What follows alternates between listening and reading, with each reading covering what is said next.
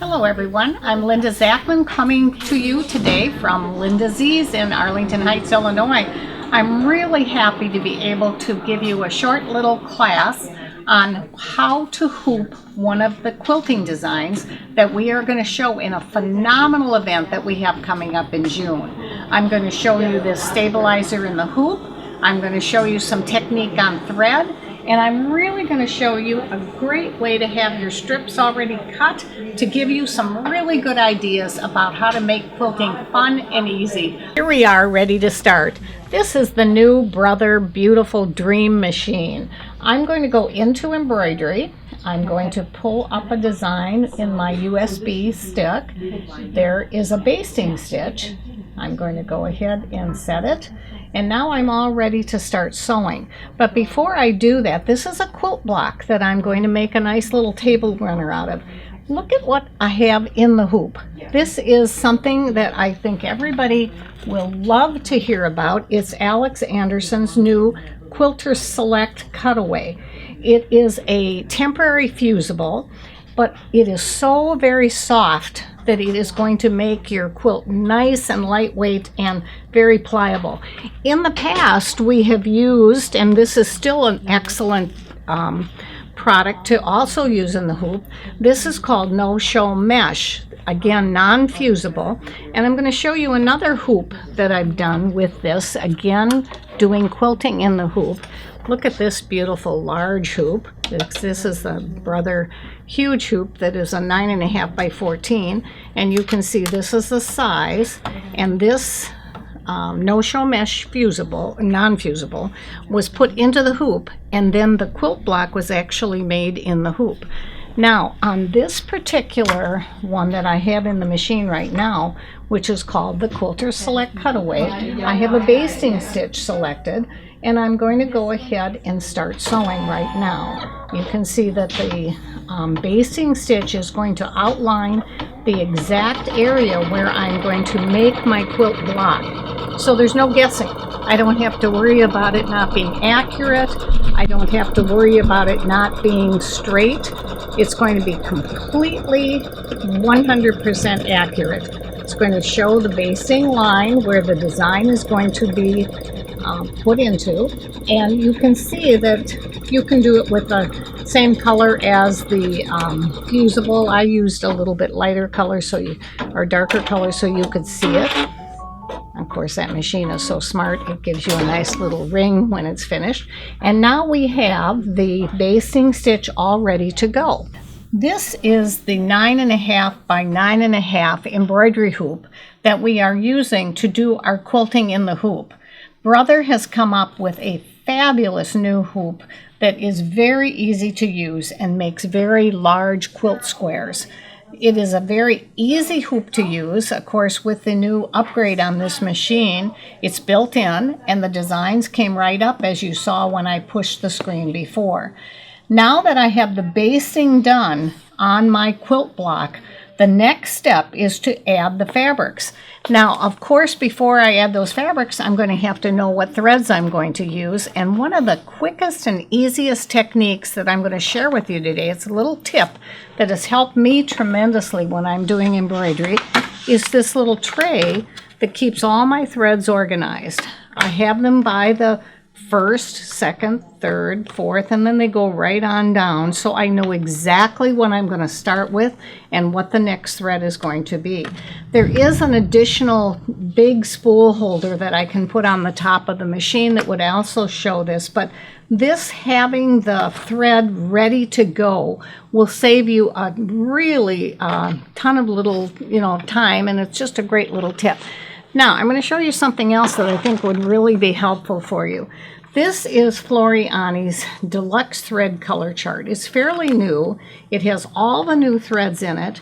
I didn't actually bring my own, but at home what I have is I have all of my threads, and I have circled every single one that I have because it's very wonderful to be able to know that when they pull up a color that they want to use, bright fuchsia pink or a canary yellow or whatever it would be. Yes, I already have that, so I've got that circled, and then I can bring my little thread chart with me. I can show it when I'm you know, picking out my thread. I can pull it out when the colors, if you look on this screen, there are 2 dark fuchsia colors, and when I go to the next step, it'll bring up probably 3 or 4 colors, which will be the next ones that are going to come up. So it just saves a lot of time.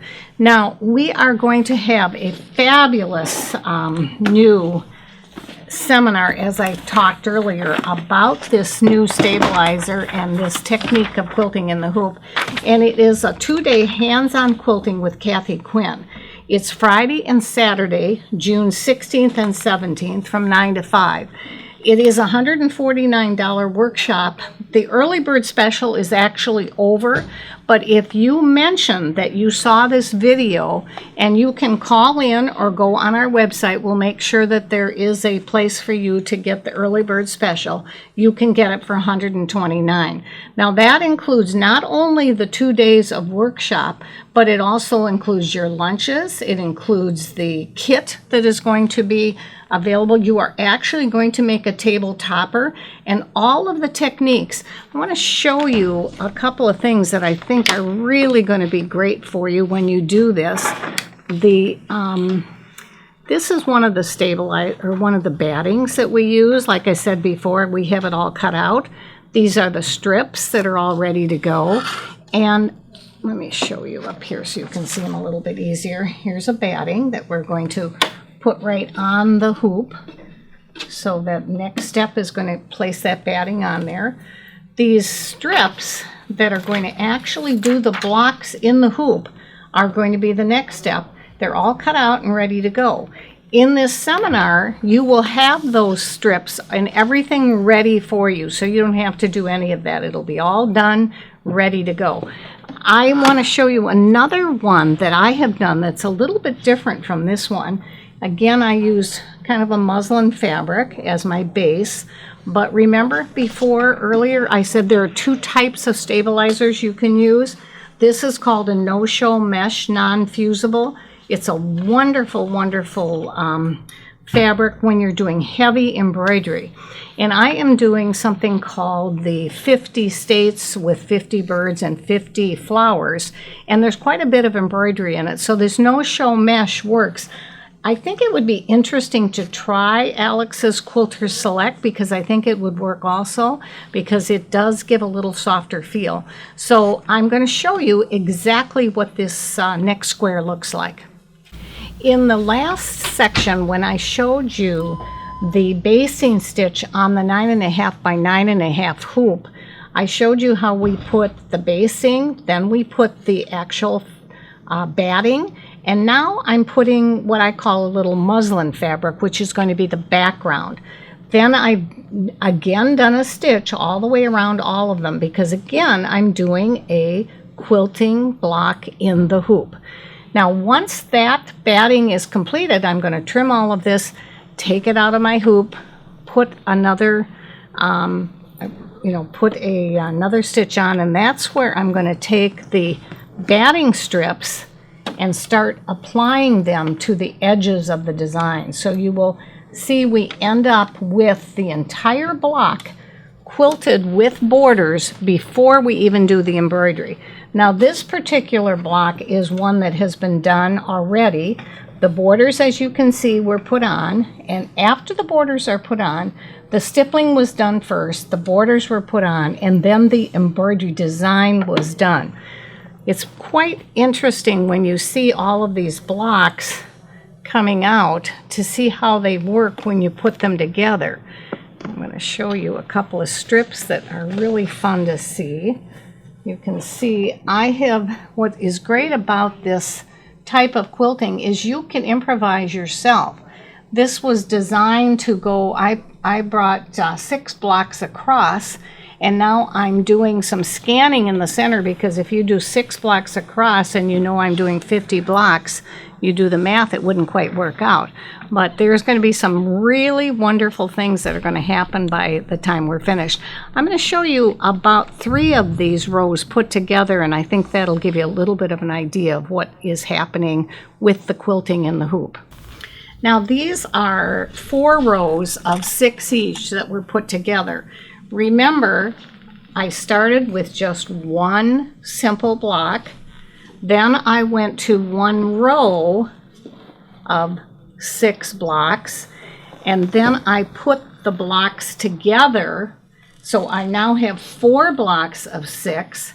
In the center, I'm going to do some scanning. This happens to be a bird watcher who is going to have his picture scanned, and those are going to be 2 of the blocks, or 4 of the blocks that will be in the center. And then there will be 4 more of these 6 blocks that will finish up the bottom of the quilt. What is so great about doing any kind of quilting in the hoop is that you can improvise and change these quilt squares around to suit what you want to have happen. So I hope this has been a little bit helpful for you.